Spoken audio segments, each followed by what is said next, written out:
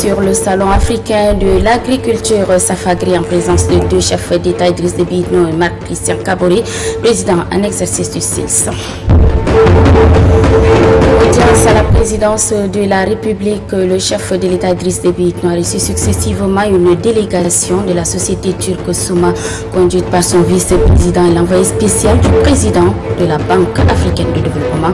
La coopération entre le Tchad et les institutions a été évoquée au cours de cette double audience.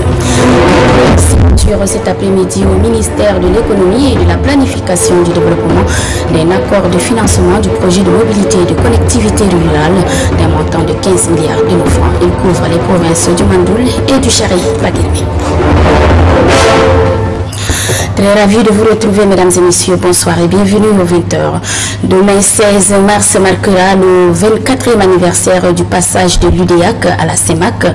En ce jour anniversaire, le président en exercice de la CEMAC a fait une déclaration aux ressortissants de la dite communauté. Vous pourrez la suivre en fin du journal en partie et magazine.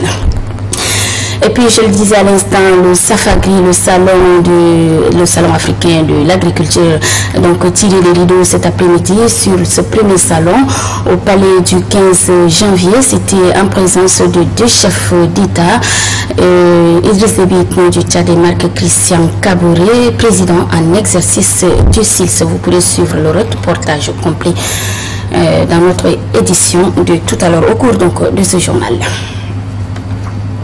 Voilà, donc après plusieurs jours d'intenses travaux, les participants à ce salon ont formulé des recommandations qui ont été lues ici par le secrétaire exécutif du CILS, Dimi Adoum.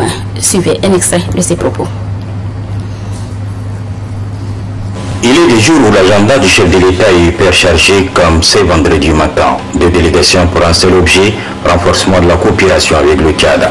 La première délégation a été reçue et conduite par le vice-président de la société turque Souma, spécialisée dans le BTP, bâtiments et travaux publics. Fatih Bora et son équipe ont eu un de 2 fois 15 minutes au cours duquel il a été évoqué la possibilité de démarrer les travaux de la construction de l'aéroport international de Garmaya, entre autres sujets débattus au cours de cette audience qui a vu la présence du ministre de l'économie et de la planification du développement Issa Doubrahim et celui des infrastructures et du désenclavement Abderrahmane Mokhtar Mahamat ainsi que de proches collaborateurs du chef de l'État.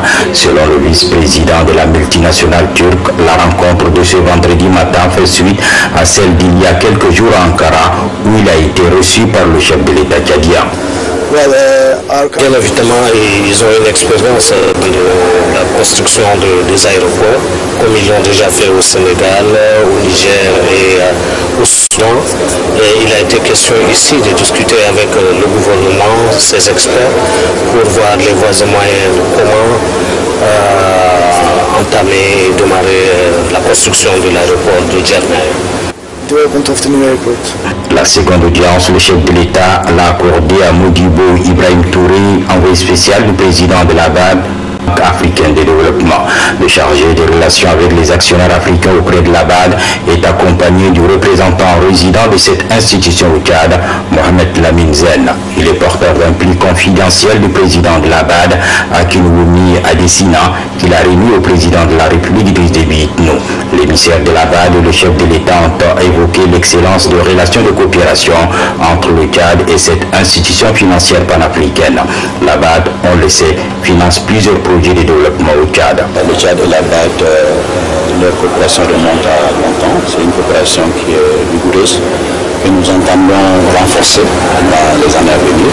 Le président Déby est un ami personnel de la BAD, un ami personnel de l'Afrique, un soutien de la BAD depuis les premières heures. Donc je me réjouis de l'opportunité qui m'a été offerte, l'honneur que j'ai eu à le rencontrer pour lui remercier ce message. L'actuel président de la BAD a été élu en 2015 et son mandat s'achève dans un an. La question a-t-elle été évoquée avec le chef de l'État? L'émissaire du président Adesina esquive la question en disant qu'il est simplement porteur d'un message plus fermé. Voilà, vous l'avez constaté, nous reviendrons sur le Salon africain de l'agriculture. Au cours de cette édition, vous venez à l'instant de suivre l'audience accordée par le chef de l'État Idriss Déby Itno à une délégation de la société turque Souma conduite par son vice-président et l'envoyé spécial du président de la Banque africaine de développement. Au cours de cette double audience, la question de la coopération entre le Tchad et ses institutions a été évoquée. Le reportage est signé Ibrahima Adama Mamat.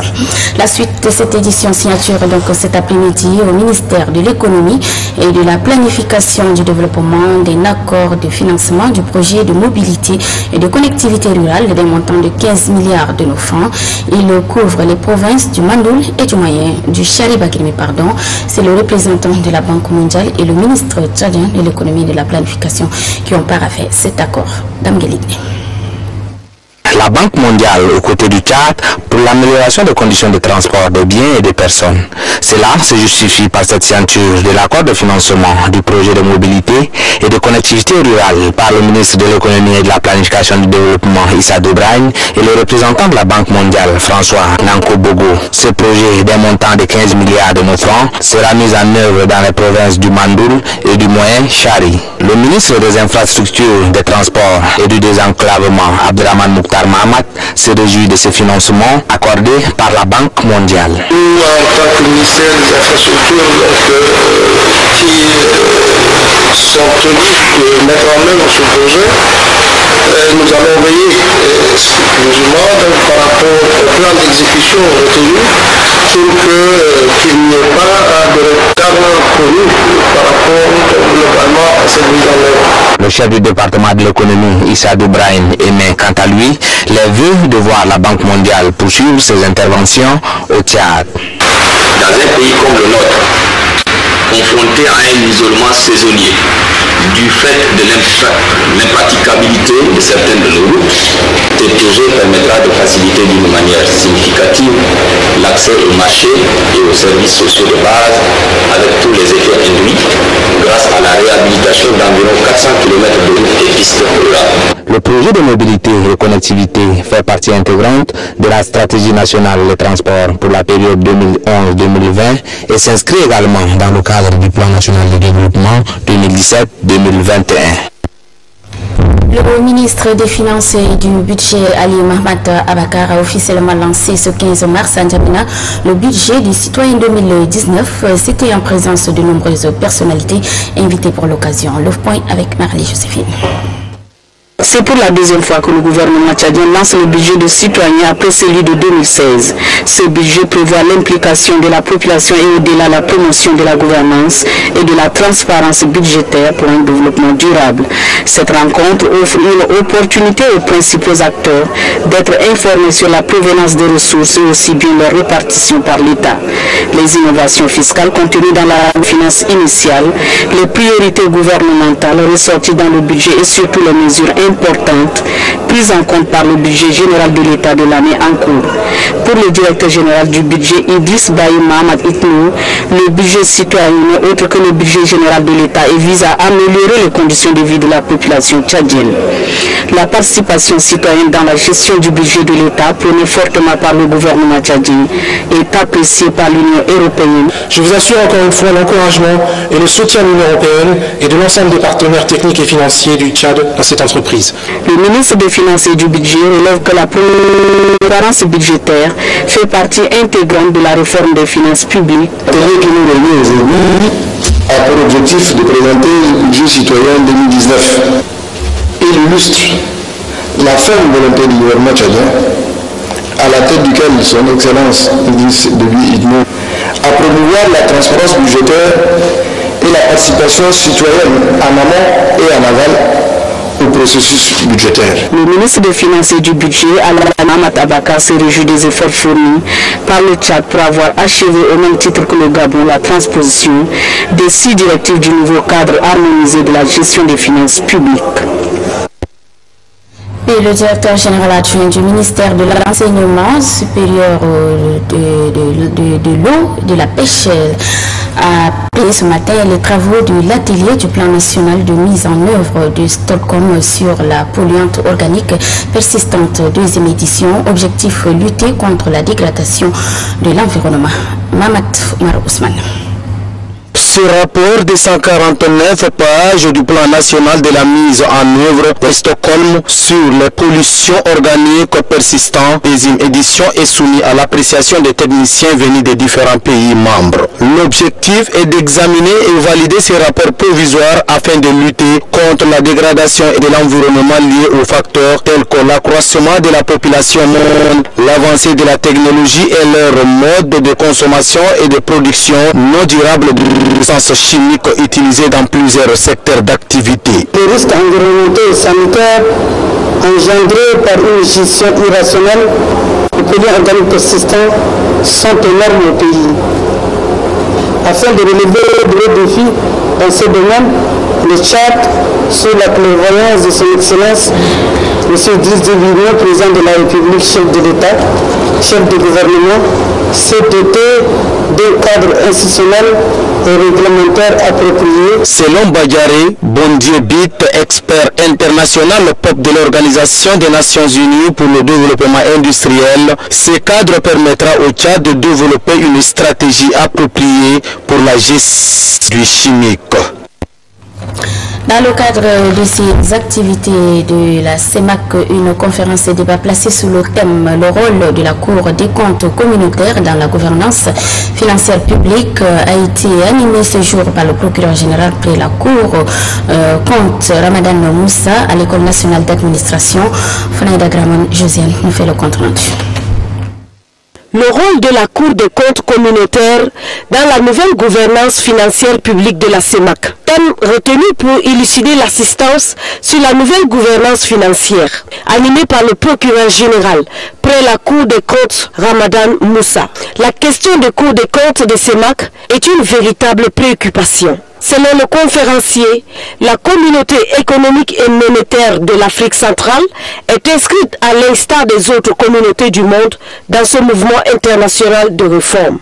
La Cour des comptes communautaire est une institution supérieure de contrôle indépendante des États.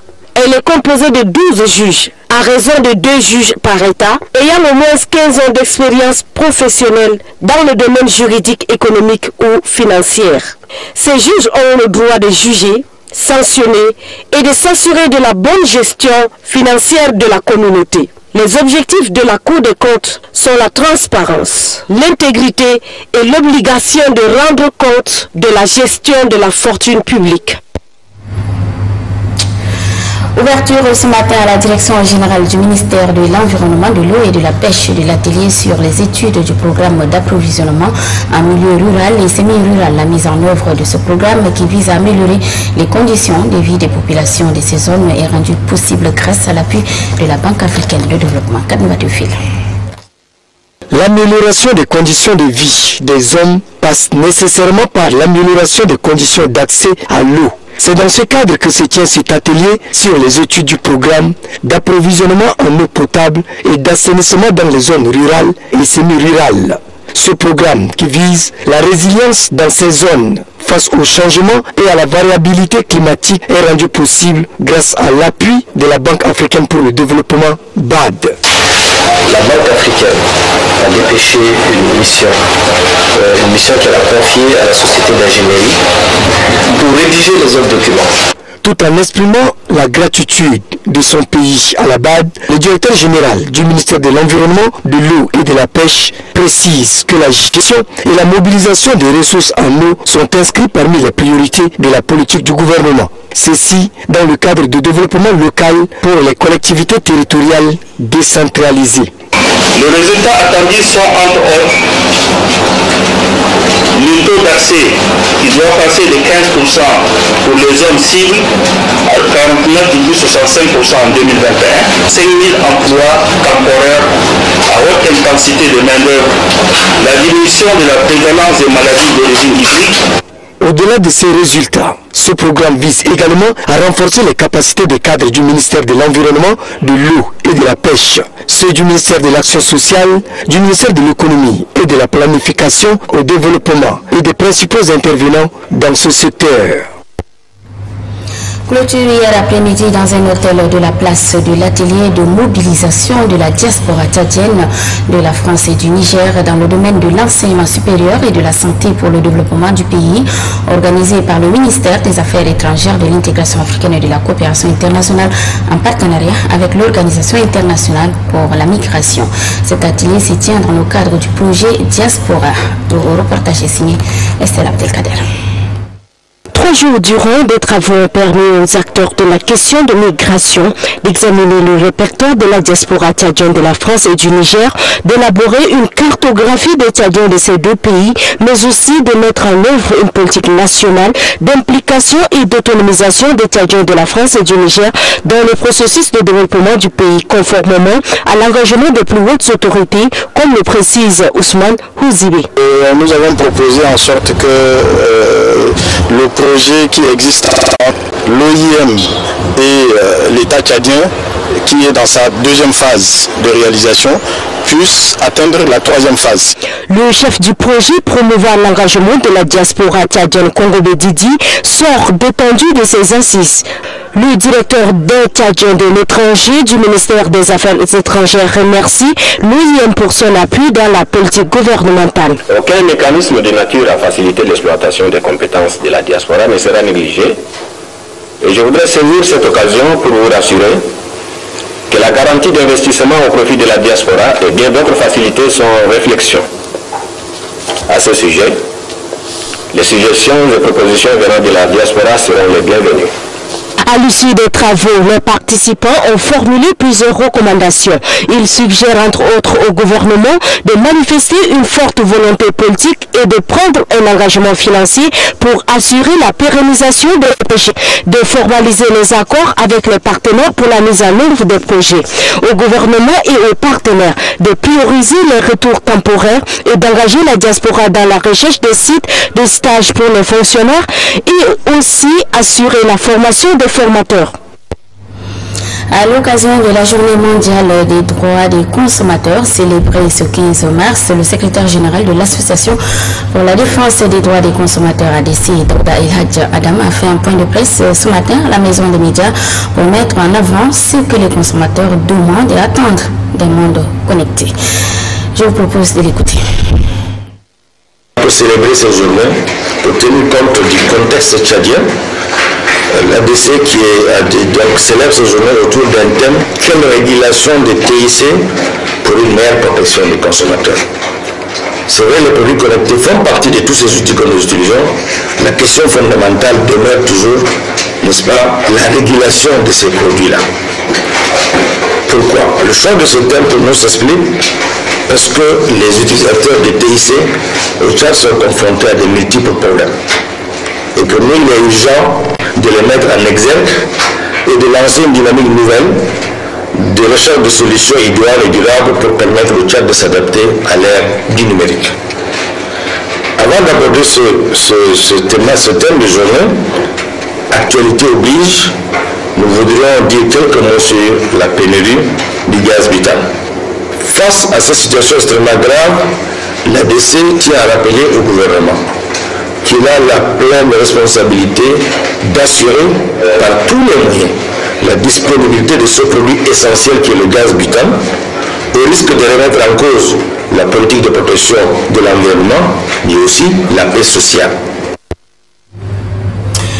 Comme vous l'avez suivi dans nos précédentes éditions, le ministre du Pétrole et de l'Énergie, Hamid Mamadoukoua, a effectué une visite au sein de la société de raffinage de Djarmaya suite à la pénurie du gaz butane. À l'issue de cette visite, le chef du département s'est prononcé sur la stratégie mise en place par le gouvernement pour satisfaire la population. 48 heures après, une de nos équipes s'est rendue au centre d'affûtage du gaz comme situé à Farcha, dans la commune du 1er arrondissement. Le reportage signé Varilette. Voilà l'ambiance qui prévaut au sein de la direction générale de Gazcom. La rareté du gaz butane amène les hommes et les femmes à la recherche de ce produit devenu indispensable. Pour atténuer la situation, 6 citernes viennent de faire leur entrée au sein de ce centre d'enfûtage des produits pétroliers. Dans la cour de cette institution, les ouvriers s'activent pour satisfaire la population. Même si ces demandes dépassent l'offre, des dispositions nécessaires ont été prises par le personnel. Ainsi, l'opération d'enfûtage se déroule en présence du directeur général de l'ARSAT, autorité de régulation du secteur pétrolier à Val du Tchad, Mamad Hassani Sen.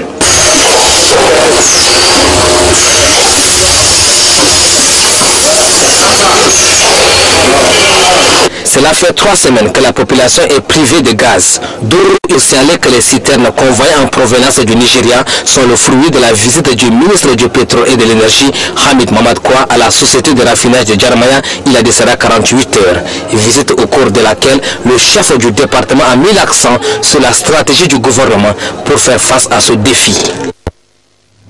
Un mot en politique, les militants de l'UNDR de la province du Mayo-Kébi-Ouest continuent à regagner le mouvement patriotique du salut à Lagon, ex-sous-préfecture érigée en département, et au village Guétalé, érigé en commune en cette 4e République. Dr Pabou Dagou et Keba Wado Evariste viennent de rendre le tablier. Le point avec Varilette. Dr Pabou Dagou, l'une des figures emblématiques de l'UNDR, dépose la carte de cette formation politique. Et c'est après 27 années de militantisme au sein du parti de la Calebasse. Dans sa lettre de démission, l'homme se dit être fatigué de servir dans le parti UNDR qui, selon le concerné, n'apporte pas de solution à ses aspirations. Dans la commune de Guétalé, c'est Keba Wado Evariste, l'un des membres fondateurs de l'UNDR, qui rend lui aussi le tablier. L'annonce de ces différentes démissions est faite au cours d'un meeting animé par le secrétaire national chargé des GSPMPS, Maître Jean-Bernard Padaré. Nous, ressortissants de ces communes et de ce département, nous avons beaucoup de choses à faire ensemble. Les ressources ne peuvent être mises en valeur que par notre ardeur. Il faut qu'on s'y mette au travail. Cette volonté d'adhérer au mouvement patriotique du salut est saluée par le secrétaire national chargé des GSPMPS, Maître Jean-Bernard Padaré. Sur le plan politique, nous savons ce que vaut ce département en termes de ressources administratives, économiques et surtout en matière de ressources minières. C'est à vous, les enfants de ce nouveau département, de savoir renvoyer, d'aller dire, faire en sorte que vous soyez élus. Par la même occasion, Maître Jean-Bernard Padaré invite d'autres jeunes à suivre l'exemple. Car selon lui, le MPS, via son président fondateur Idriss Déby Itno, partage une idéologie basée sur l'unité nationale et le développement socio-économique du pays.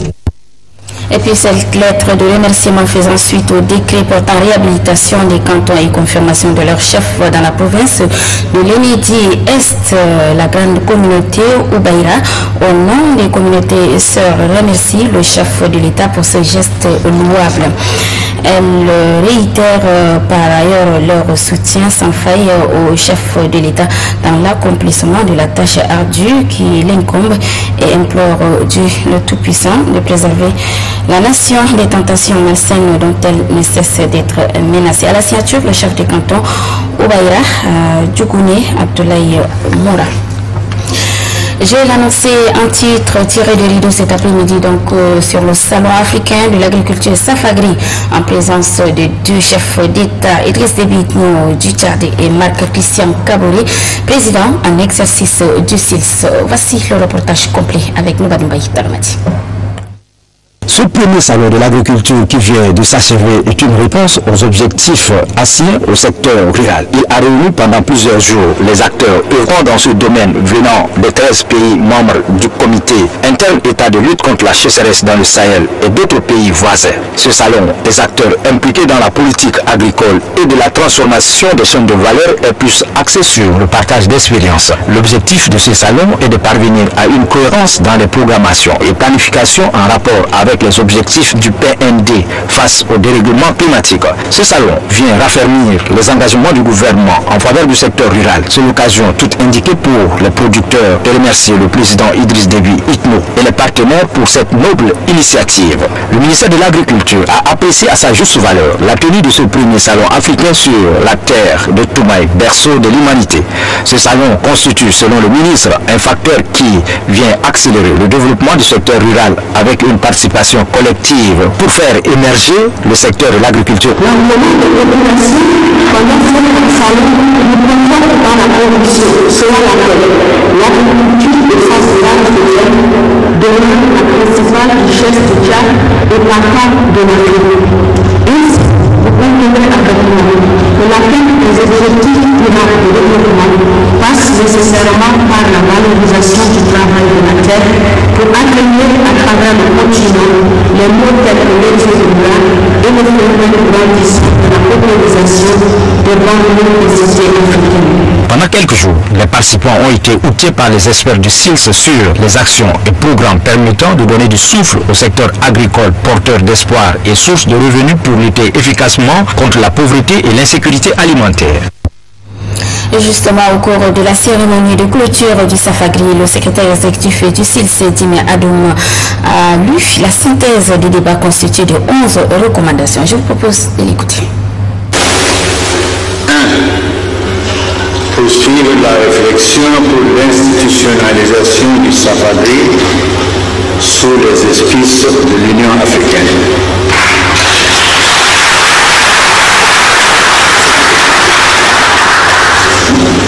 2. Mettre en place une task force composée du SILS, du ministre coordonnateur du SILS, du ministre des productions, de l'irrigation et des équipements agricoles du Tchad en vue de l'élaboration d'une feuille de route. 3. Accélérer les mesures de mise en œuvre de la zone de libre-échange. 4. Intégrer dans les politiques et stratégies des États une vision commune africaine du concept de chaîne de valeur. 5. Considérer le Safagri comme une opportunité pour nos pays et leurs populations afin de s'affranchir de leur dépendance alimentaire vis-à-vis de l'extérieur. 6. Accompagner le secteur privé par la formation et le financement. 7. Accélérer le financement des infrastructures régionales, énergie, réseau routier, équipement et matériel d'exploitation, infrastructures de stockage et de mise en marché. 8. Faciliter aux organes de financement communautaire, en parenthèse banque régionale, l'intégration dans leur programme d'action un volet financement des chaînes de valeur agricoles. 9. Harmoniser les normes de transformation dans chaque espace communautaire, en parenthèse normes sanitaires et phytosanitaires, normes techniques liées au processus de production. 10. Financer la libéralisation et la certification des produits agricoles africains. Et enfin, 11. Faire de l'éradication de la faim dans nos pays la priorité dans les objectifs de mise en œuvre des chaînes de valeur. Voilà, Dime Adoum, secrétaire exécutif du SILS. Et puis dans une déclaration dite de N'Djamena, le ministre du Commerce, Ahmad Mahamat Bachir, annonce que la première dame du Tchad, Hinda Déby Itno, et Malika Issoufou et sa sœur Malika Issoufou du Niger ont accepté d'être les champions de lutte contre la faim du SILS. Suivez. Le gouvernement de la République du Tchad réaffirme son engagement à apporter l'appui social, politique et matériel nécessaire pour faire du Safagri un cadre permanent de concertation et de promotion de l'agriculture africaine.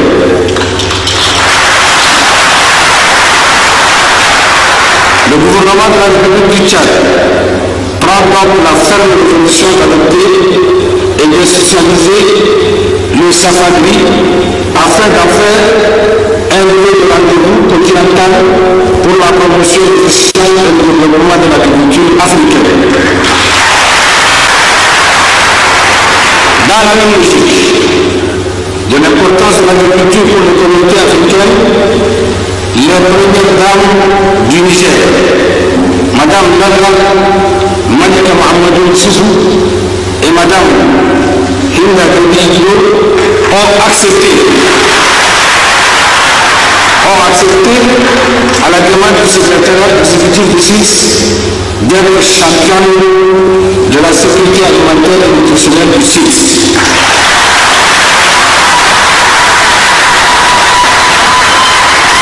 Fait en terminant, le 15 mars 2019, le comité d'organisation régionale et nationale du Safagri. Et puis mettant un terme aux travaux du Safagri, le président du FASO, Marc-Christian Kaboré, président en exercice du CILS, a apprécié la tenue de ce salon qui a vu la participation de nombreux pays. Écoutez. Au moment où la vidéo se referme sur le premier salon africain de l'agriculture Safagri, je voudrais saluer l'engagement de mon frère et ami Idriss Déby Itno, président de la République du Tchad, pour son leadership dans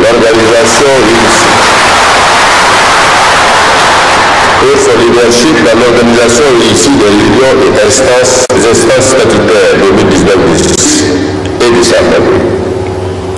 Je salue également à sa juste valeur cette initiative du secrétariat exécutif du CILS qui fut un cadre par excellence d'échange de partage d'expérience pour les acteurs du développement rural africain. À ma qualité de président en exercice du CILS, je me réjouis de la qualité des résultats auxquels vous êtes parvenus. La mobilisation autour de ce salon constitue pour nous et toute l'Afrique un réel motif de satisfaction. Je reste convaincu que la transformation des chaînes de valeur agro-silvopastorales et halieutiques africaines constitue un moteur de la croissance économique de nos pays et un facteur de renforcement de la résilience de nos populations face à l'insécurité alimentaire et nutritionnelle. Excellences, Monsieur le Président, Mesdames et Messieurs, les activités majeures du Safagri, notamment les expéditions ventes, ont montré la diversité et la richesse des produits agricoles africains. C'est un signe évident que l'Afrique peut nourrir l'Afrique. C'est aussi une preuve concrète que les États sont en mesure de créer la richesse et les emplois pour nos forces productives que sont nos jeunes et les femmes. Les conclusions du Safagri nous indiquent clairement que la prochaine étape du développement des agricultures africaines est l'industrialisation et la labellisation de nos produits, ce qui nous conduira, d'une part, à satisfaire nos propres besoins et d'autre part, à fournir des produits de qualité pour le marché international. Les contacts qui se sont établis entre les producteurs de divers horizons réunis ici sont très encourageants. Nous devons profiter de nouvelles technologies de l'information pour les fluidifier et les amplifier à l'échelle du continent, voire au-delà. Au plan des politiques et stratégies du concept de chaîne de valeur, des réflexions importantes ont été menées à travers des conférences, débats et ateliers dont les conclusions permettront aux dirigeants politiques que nous sommes de mieux articuler nos politiques, stratégies et dispositifs de développement durable. En outre, les partenaires au développement et les investisseurs présents à ce salon ont sans nul doute trouvé des raisons supplémentaires pour s'impliquer davantage dans les actions de développement durable de l'agriculture et réaliser des affaires avec les producteurs africains. Je saisis l'occasion pour remercier tous nos partenaires techniques et financiers qui ont toujours accompagné le CILS dans la réalisation de cette mission et en particulier dans l'organisation du Safagri.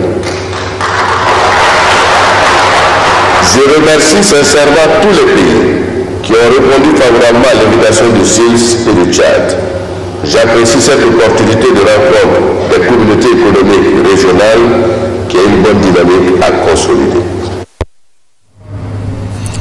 Voilà, Marc Christian Kaboré, président du Burkina Faso, cet après-midi à la clôture du Salon africain de l'agriculture. Après la cérémonie de clôture, les deux chefs d'État ont visité les stands et les expositions des producteurs.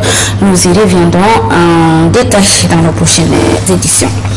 Et je remercie à l'entame de cette édition, demain 16 mars marquera le 24e anniversaire du passage de l'UDEAC à la CEMAC. En ce jour anniversaire, le président en exercice de la CEMAC, Idriss Déby Itno, a fait une déclaration ressortissant de la communauté. Je propose de l'écouter. Très bonne réception et à demain, Inch'Allah. Bonsoir.